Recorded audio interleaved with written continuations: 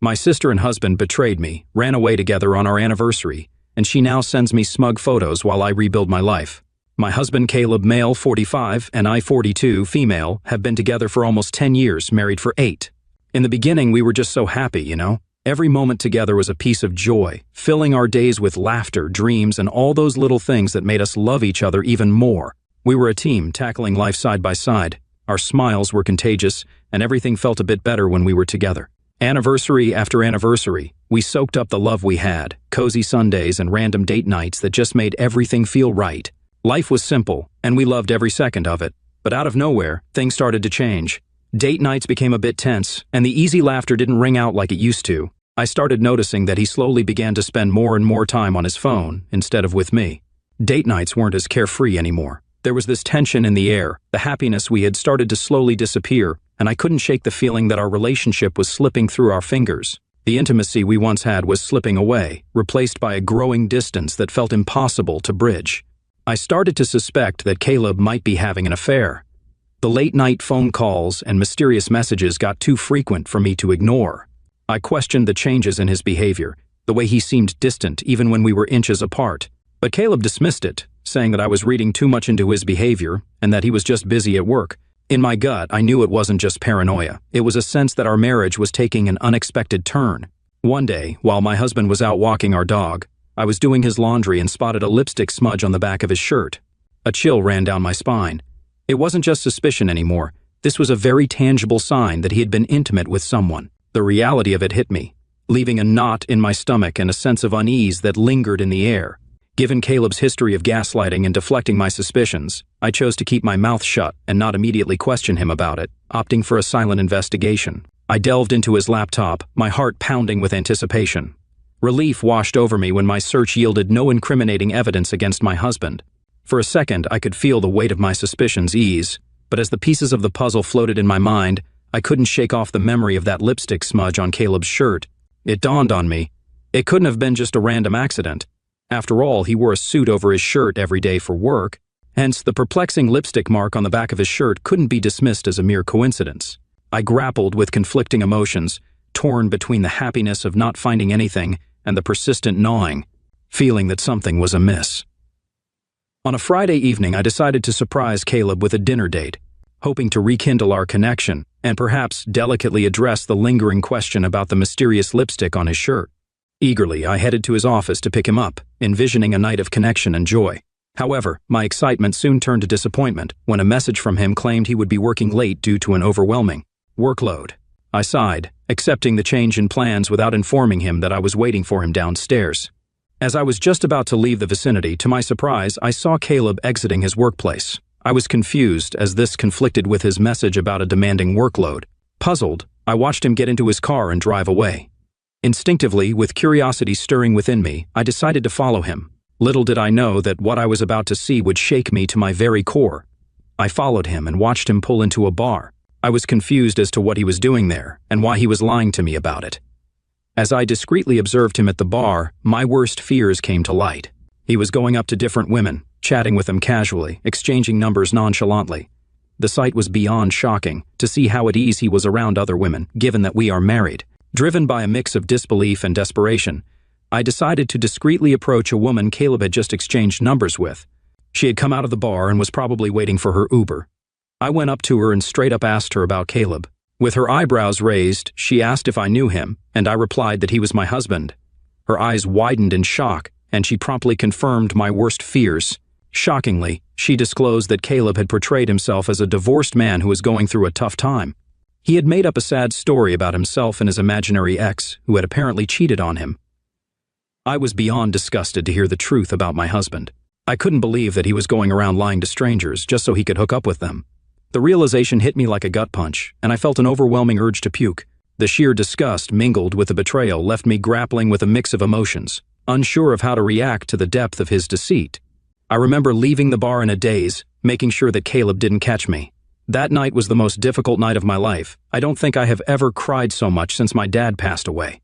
The pain was excruciating, to realize that the person I wanted to spend the rest of my life with was cheating on me. And the worst part was that he didn't betray me because he was in love with someone else, but he had betrayed me for meaningless flings with random women. made the betrayal even more painful. When Caleb returned that night, I pretended to be asleep. He reeked of whiskey and sweat and didn't even bother hiding it. His brazen attitude hinted at his growing arrogance, where he had started to think that he could just get away with something like this. I stayed awake the entire night, thinking of my next steps.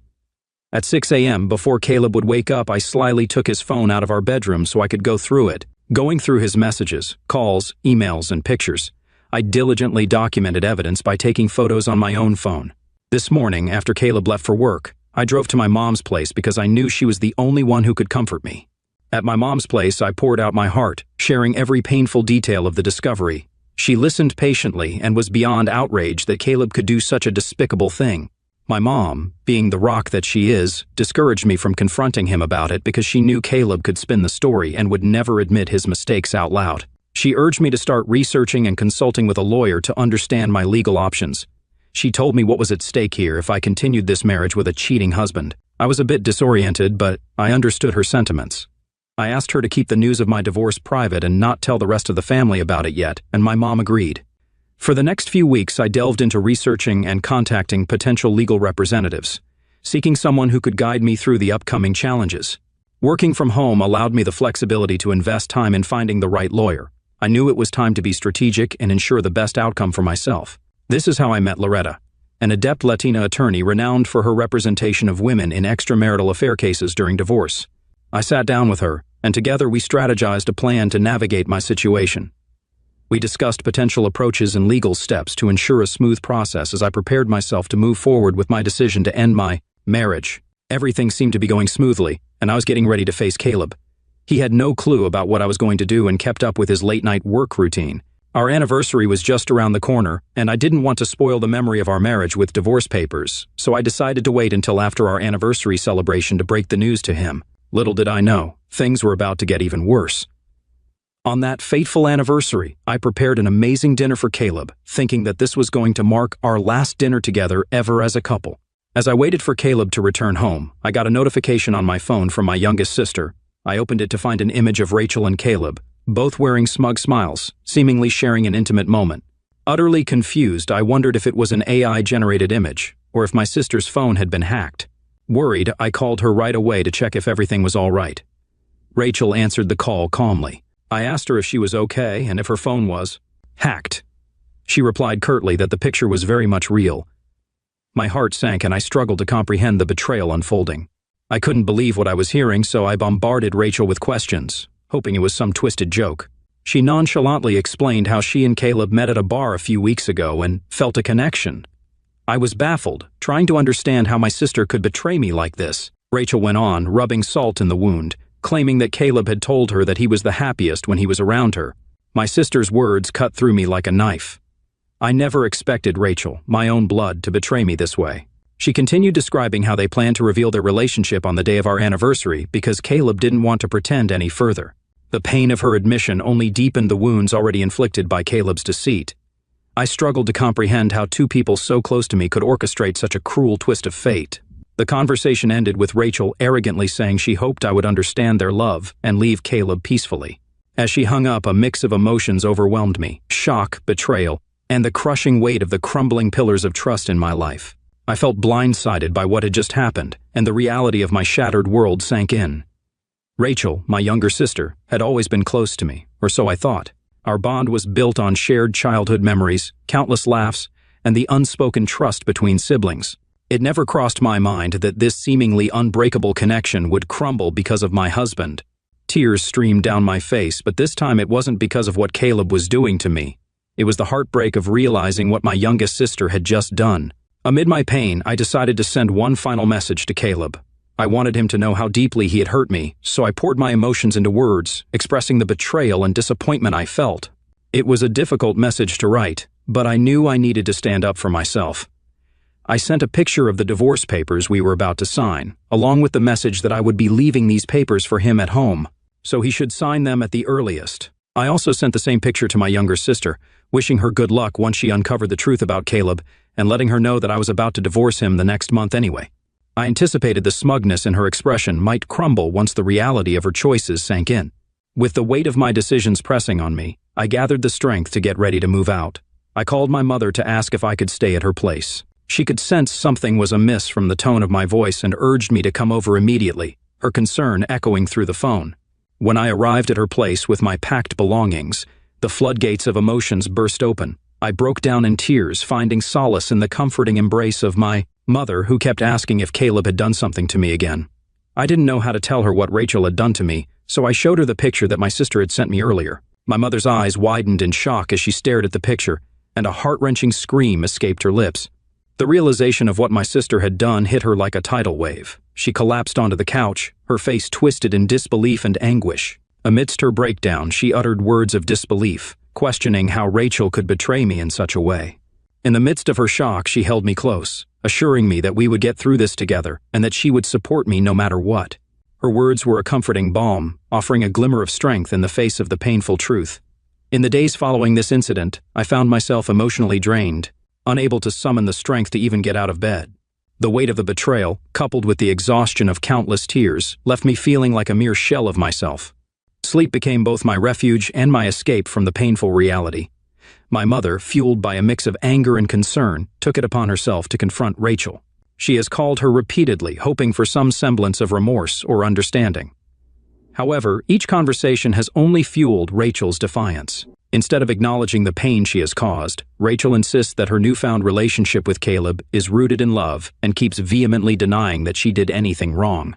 She has also gone as far as to say that Caleb was never happy with me anyway. In the moments of silence, my mind keeps replaying the image of Caleb and Rachel's smug smiles. The betrayal cut deeper than I could have imagined, and the wounds have festered with each passing day. I kept going back and forth on whether I should tell Rachel the reason why I was going to divorce Caleb. She seems to be oblivious about the depth of his betrayal, and I know Caleb won't ever tell her anything. However, Rachel's unabashed smugness and apparent lack of empathy are making me wonder if I will be the a-hole for not giving her a heads up, at least about what lies ahead for her if she goes along with her decision. Update 1. I have woken up to hundreds of messages and comments from people expressing their support and reaching out to show they care. I am truly grateful to everyone because I didn't expect such a positive response when sharing my story. Following the advice of many, I have decided to have a sit-down with my sister in the coming week. As her oldest sister, I feel it's my responsibility to share my perspective and reveal the truth about Caleb. If, after hearing everything, she chooses to stay with him, then that's on her, and I won't let it bother me any further. I will be meeting with my lawyer today to update her about this ongoing situation, as we will be required to disclose everything during our divorce proceedings. Caleb sent me a text informing me that he signed the papers and would be filing them. Curiously, he questioned how I managed to prepare the papers so swiftly, oblivious to the fact that my awareness of his infidelity had led me to prepare our separation long before he even acknowledged the situation. I didn't bother replying back to him. Hopefully, we can initiate the process of separation in the next few weeks. My family members are now aware of the situation, and they all stand firmly by my side. They are disgusted by Caleb's infidelity with multiple women and express concern for my sister.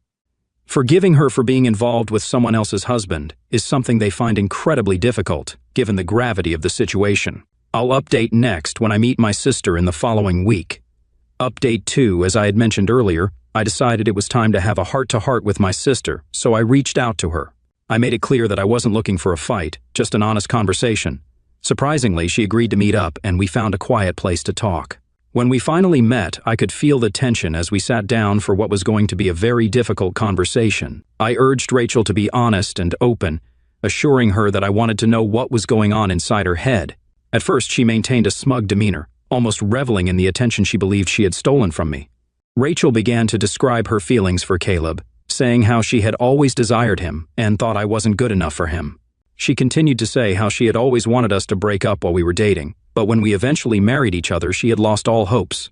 She described how they met in the bar by chance and started to talk about his marriage, where Caleb painted our connection as lacking, almost dismissive of the years I had invested in our relationship. She realized how unhappy he was with me, so she comforted him, which eventually turned into something more between them. As she continued to describe their relationship, Rachel's smugness transformed into a subtle arrogance, seemingly fueled by the belief that she had triumphed in some twisted competition. She told me how he kept pursuing her for the next few weeks and even talked about leaving me for her. I struggled to keep my composure, silently absorbing the words that were tearing at the fabric of our bond. Rachel then started to demean me by saying I shouldn't be jealous of her for being a better partner. She questioned my worth as a partner and suggested that I was somehow responsible for his actions. Her audacity reached new heights as she insisted that I should be the one offering an apology. According to her, I was the catalyst for the anger and disapproval flowing from our family members.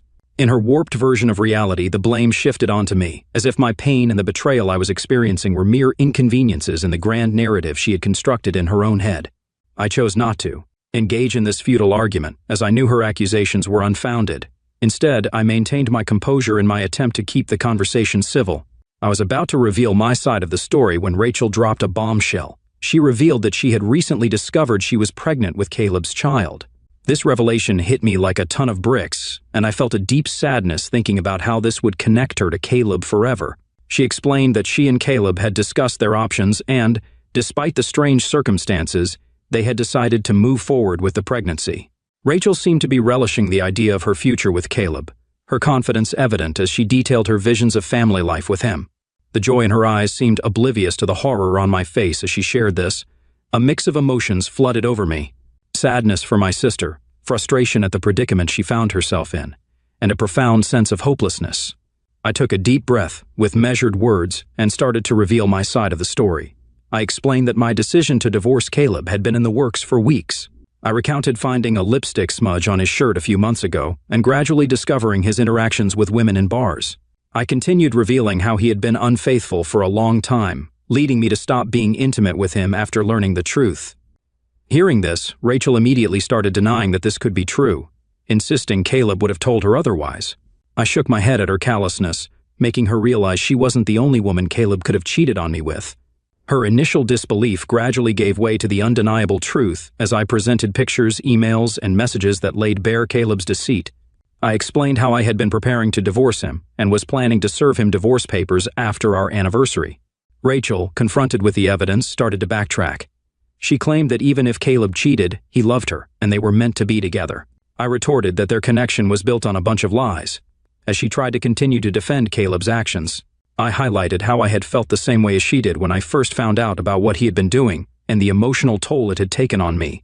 In the midst of our conversation, her initial arrogance waned, and she began to grasp the gravity of the situation. When I questioned her how she could betray me like this, she appeared remorseful but insisted that her feelings for Caleb overpowered any sense of familial loyalty. She kept insisting that what they had was special. By this point, there was nothing left for me to say, so I quietly accepted the fact that my sister was making choices that would forever alter our relationship. With a heavy heart, I bid her adieu, wishing her the best of luck in the challenging path she had chosen with Caleb. The weight of betrayal lingered, but I had made my peace with the fact that our bond was irreparably damaged by the choices she had made. Since talking with my sister, I have found a sense of closure that has lightened my heart. I'm lucky to have my mother by my side during these challenging times, providing the support I need as I navigate through the emotions and uncertainties ahead. Update 3. It's been 5 months since my last update, and life has taken unexpected turns. The divorce proceedings with Caleb have been almost finalized. Luckily, we don't have kids or much stuff to split, so we're close to wrapping it up. This will mark the end of a chapter in my life that I can't wait to close and move on from. While the legal process has been challenging because I have to face Caleb every time, I find solace in the support of friends and family who have rallied around me during these tough times. The news of my sister's pregnancy hit my mother particularly hard when she found out. Her initial shock turned into deep disappointment. She has since refused to talk to Rachel. The hurt was evident in her eyes as she still can't fathom the choices my sister has made. On the other hand, Rachel has not reached out to me since our last meeting. Despite the shock of discovering Caleb's betrayal, she has chosen to continue her journey with him. The pregnancy is progressing, and Rachel and Caleb will be becoming parents very soon. While part of me wishes them well for the sake of the innocent life that they are planning to bring into the world, the scars of betrayal still linger. Amid these challenges, I am dedicated to working on myself and leaving all this toxicity behind me. I want to work on my personal growth, find joy in simple pleasures, and nurture the resilience within me. I have rediscovered some of my old passions and rekindled friendships with old friends that had otherwise taken a backseat during my marriage with Caleb. I know, with the passage of time, my wounds will eventually heal, and I can't wait to see what lies ahead in my life. Thank you to everyone who has been a part of this journey, offering support, empathy, and encouragement. While the road ahead remains uncertain, I embrace the possibilities and count the blessings that come with each new day.